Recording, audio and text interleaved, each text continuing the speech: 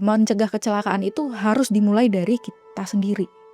Tidak bisa harus ada polisi baru tertib berlalu lintas, harus ada larangan baru tertib berlalu lintas, tapi menimbulkan kesadaran itu untuk keselamatan kita sendiri. Seperti contohnya menggunakan helm. Nah, ini kan kalau masyarakat di desa atau di kampung itu sangat sulit ya untuk membiasakan menggunakan helm. Alasannya, Bu, cuma beli rokok, Deket kok. cuma beli beras ke warung. Iya. Tapi kan resiko itu tidak ada yang tahu kapan terjadinya. Begitu. Terutama di wilayah Tegal ini, di sepanjang wilayah kabupaten itu jalur nasionalnya sangat panjang dan itu bersinggungan langsung dengan desa-desa yang padat penduduk. Jadi kesadaran dari masyarakat desa sangat diperlukan. Untuk harapan kami dari Satlantas Polres Tegal, dengan kegiatan-kegiatan yang masif kita laksanakan ini, harapannya masyarakat akan lebih terbuka pikirannya, lebih open kepada dirinya sendiri dan juga orang-orang terdekatnya, saling mengingatkan apabila ada terjadi pelanggaran dan juga berkontribusi secara aktif untuk menghindarkan kecelakaan itu terjadi. Begitu. Pemirsa, berjumpa lagi bersama dengan saya itu Ines dalam podcast Polri Presisi. Dan kalau ini sudah hadir berarti sudah ada narasumber luar biasa yang hadir bersama dengan Ines. Nah, kalau kita bicara mengenai angka kecelakaan lalu lintas, khususnya di Kabupaten Tegal, Provinsi Jawa Tengah ini menunjukkan peningkatan yang mengkhawatirkan. Nah, data terbaru mencatat kenaikan drastis sebesar 18% dibandingkan dengan tahun sebelumnya, yaitu dengan 33 korban meninggal dunia pada sepanjang periode bulan Januari hingga Mei 2025. Nah, menanggapi situasi yang luar biasa ini dari situasi kecelakaan yang makin marak terjadi, Satuan Lalu Lintas atau Satlantas Polres Tegal mengambil langkah cepat dengan meluncurkan sebuah program inovatif bernama Sidul Cekelan atau kepanjangan dari Aksi Polisi Peduli Cegah Kecelakaan. Nah, program Sidul Cekelan ini dirancang sebagai upaya konkret untuk menekan angka kecelakaan dan meningkatkan kesadaran berlalu lintas masyarakat. Nah, kira-kira seperti apa untuk penjelasannya dan kisahnya sampai terpikir dengan istilah Sidul Cekelan? Sudah hadir bersama dengan Ines, ada Kasat Lantas Polres Tegal, Polda Jawa Tengah, AKP Baratungga Daruning Pawuri STK SIKMH. Ibu, selamat datang. Ya, terima kasih. Wah, ini ibunya memang halus ya, berbeda dengan Ines ya. Ya Bu, tadi kita sempat di awal berbicara mengenai ada langkah yang diberikan dari Satlantas Polres Tegal untuk mencegah kecelakaan yang semakin tinggi, yaitu dengan adanya Sidul Cekelan ini. Nah, boleh dijelaskan Bu, mengapa sih dinamakan dengan Sidul Cekelan ini?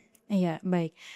Pada saat itu Bapak Kapolres Tegal itu memerintahkan langsung kepada kami untuk membuat program yang lebih mengena kepada masyarakat dengan cara untuk mengemas sebuah kegiatan yang bahasanya sesuai dengan bahasa sehari-hari masyarakat sekitar. Ya, itu kenapa kita mengambil Sidul Cekelan yang artinya itu sidul itu kan kalau dalam bahasa Jawa itu kan dulur ya. Dulur atau teman-teman yang ada di lingkungan terdekat kita. Kemudian cekelan, jadi dulur-dulur itu tadi kita harapkan memiliki pegangan atau cekelan dalam bahasa Jawa untuk tetap tertib berlalu lintas dimulai dari diri sendiri dan lingkungan terdekatnya. Oh Seperti begitu. Baik, kalau misalnya untuk keunggulan dari program ini sendiri seperti apa, Bu? Apakah memang kadernya sih pendekatannya ini katanya menggandeng dengan pemerintah desa secara langsung, seperti apa, Bu? Ya, jadi kita menggandeng pemerintah desa sehingga kita bisa menyentuh langsung kepada masyarakat di lingkup terkecil itu. Oke. Jadi pemerintah desa yang mengumpulkan masyarakat, keterwakilan dari masyarakat desa itu pemerintah desa yang menghadirkan, kemudian kita memberikan sosialisasi ataupun penyuluhan kepada masyarakat, itu dengan menghadirkan juga dari pihak Jasara Harja dan pihak lain yang terkait seperti mungkin dinas perhubungan ataupun dinas kesehatan dan juga rumah sakit mitra yang ada di wilayah Kabupaten Tegal.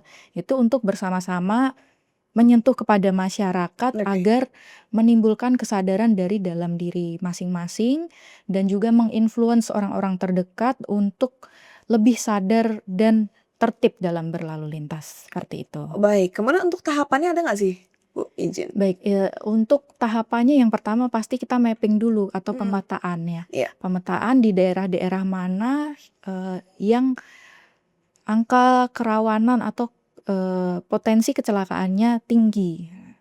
Kita akan melakukan pendekatan terutama kepada pemerintah desa terlebih dahulu. Bagaimana caranya agar pemerintah desa itu ikut andil untuk mencegah kecelakaan. Jadi kan kecelakaan itu pencegahan tidak hanya dari pihak kepolisian saja. Betul. Jadi kita libatkan dari seluruh lini agar untuk tetap bersama-sama mencegah kecelakaan itu semakin banyak. Seperti itu. Baik.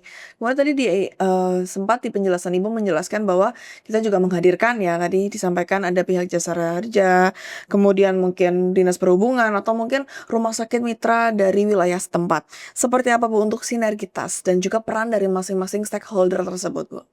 Baik, kalau untuk Jasara Harja otomatis santunan kepada korban kecelakaan. Ya.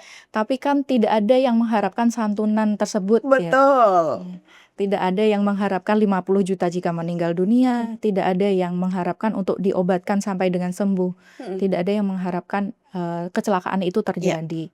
Demikian juga dengan pihak rumah sakit, walaupun rumah sakit itu bisa membantu ketika terjadi kecelakaan, tidak ada yang berharap untuk datang ke rumah sakit. Nah, kita menimbulkan kesadaran-kesadaran itu dengan membentuk mindset bahwa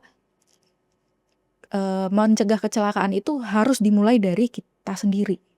Tidak bisa harus ada polisi baru tertib berlalu lintas, harus ada larangan baru tertib berlalu lintas, tapi menimbulkan kesadaran itu untuk keselamatan kita sendiri. Seperti contohnya menggunakan helm. Nah, ini kan kalau masyarakat di desa atau di kampung itu sangat sulit ya untuk membiasakan menggunakan helm. Alasannya, Bu, cuma beli rokok, Deket kok. cuma beli beras ke warung, Iya, gitu iya. kan. Tapi kan resiko itu tidak ada yang tahu kapan terjadinya, begitu. Terutama di wilayah Tegal ini, di sepanjang wilayah kabupaten itu jalur nasionalnya sangat panjang dan itu bersinggungan langsung dengan desa-desa yang padat penduduk. Oke. Jadi kesadaran dari masyarakat desa sangat diperlukan seperti itu. Baik. Kalau untuk di wilayah Tegal sendiri, Bu, apakah memang ada daerah-daerah yang mohon maaf bukan kita mengecilkan ya, tetapi dalam artian mungkin yang sulit terjangkau dengan wilayah-wilayah lain ataupun akses-akses lain dalam artian mungkin adalah wilayah pelosok seperti itu. Nah, untuk menjangkau masyarakat yang berada di daerah pelosok itu seperti apa? Ya, kita kembali lagi kita bekerja sama dengan masyarakat atau pemerintah desa setempat. Oke. Iya. Nah, kita menerima masukan dari pemerintah desa, kebetulan juga dari pemerintah daerah itu melaksanakan tilik desa. Mereka memberikan masukan juga secara aktif kepada kami apabila ada aduan atau masukan dari masyarakat. Nah, dengan cara itu kita bisa lebih menyentuh kepada masyarakat untuk segera menindaklanjuti. Oke, Bu, kalau kita mau menggali kembali ya Bu tentang program Sidul Cekelan ini. Seperti apa sih Bu untuk kemasan, sosialisasi dan juga edukasi preventif dari program Sidul Cekelan ini, Bu?